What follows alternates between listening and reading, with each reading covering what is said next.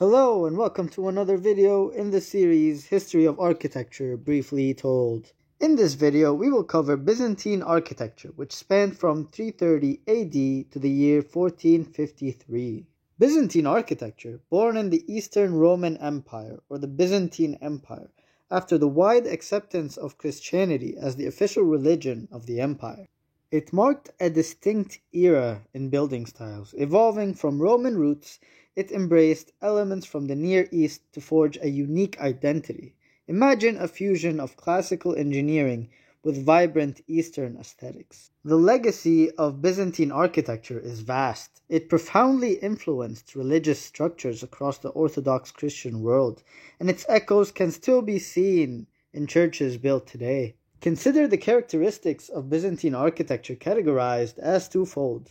First, we have structural characteristics, which encompassed following the centralized plan, or Greek cross plan. This was a signature floor plan for churches. It resembled a cross with four equal arms extending from the central square, usually topped by the main dome. Next, we have the dome. It was a defining feature of Byzantine architectural style. Usually, these domes were placed on square bases using a construction element called a pendentive. These domes were large and heavily decorated. Then we have elements relating to the basilica. Early Byzantine architecture drew inspiration from Roman basilicas, incorporating features like long halls, columns, and apses. Apses were semicircular recesses at the eastern end. Now on to the decorative characteristics, which adopted an extensive use of mosaics as a hallmark of Byzantine interiors. They were vibrant in color and covered the walls, ceilings, domes, etc. They were utilized to depict religious art. They also made sure to use rich materials, as the Byzantine builders loved to incorporate luxury.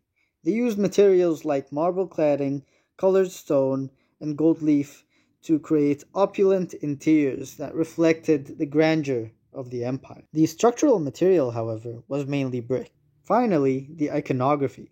Religious imagery played a central role. Frescoes, which were paintings on plaster, and sculptures adorned the walls, further enriching the visual experience within the building. If we take a closer look at the centralized plan, which took the shape of a Greek cross with four equal arms, as you can see in the picture, we will find that the spaces had specific names and functions, similar to the early Christian basilicas. We had the narthex as the entrance vestibule, the naos as the central square where the congregation stayed, the aisles as the passageways on the side which were connected by the ambulatory, which encircled the church interior, the apse as the recessed space for the sanctuary, and the bema, which was the raised platform connecting to the apse. The domes were a big part of Byzantine architecture. They were typically hemispherical. They were mostly constructed using brick, along with other materials like terracotta, sometimes with a wooden framework for support. And as time passed by, architects construed techniques to support and build more profound domes.